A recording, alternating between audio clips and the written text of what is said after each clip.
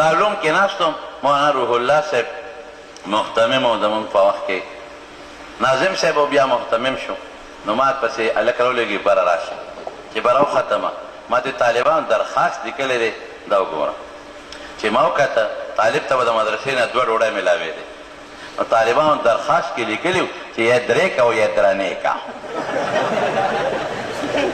یا درې کا او یا درنې کا دې له څه جواب ورکړم مې ټیک وایي د غریبانو ګزاره نه کېږي نو خامخا دې باندې باباجي زمونږ خبره کوله وی چې دا علوم دیوبند ته تلو دا علوم دیوبند کې مفتی عزیز الرحمن صاحب ته طالبانو استفتاء وکړه فتوا غوښتله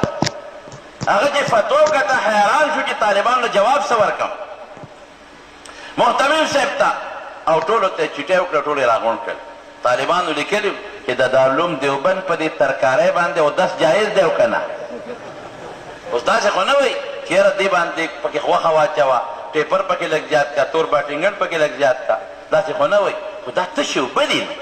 چې تشې اوبه دي نو اوبو باندې خو بیا غسل هم جایز دی او دس پې جایز دی او که جایز نه دی هغې میټینګ کوو چې دې طالب له جواب څه ورکړو طالب خو مجیبه طالب دی دې زمانه کې خو طالبان موبایل وخوړل ټول طالبان که په درس کې دی او که په بل ځای دی او که په بل ځای کې دی میسیجونه دی موبایلونه دي هغه بیا مفتی صاحب یې ورېږه زه ورته جواب لیکم جواب یې ورته ولیکه چې چونکې دی کې مرچکې دی خوند یې بدل دی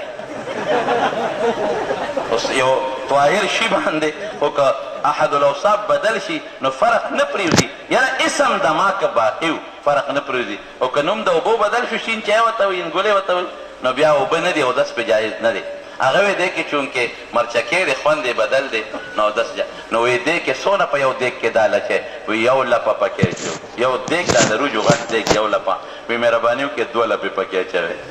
هغې 2 لپو دالو مولانا حسین احمد مدني پیدا کړی دی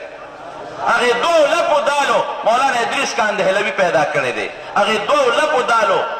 احمد علی لاهوري پیدا کړی دی هغې 2 لپو دالو مفتی محمد شفیع رحمه الله او مولانا مفتی محمود مولانا غلام غوث هزاروي مولانا محمد الیاس مولانا رشید احمد خان دهلوي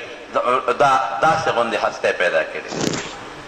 دا په آسایشونو په آرایشونو علم نه حاصلېږي نن په غټو غټو بلډینګانو کې ناست دي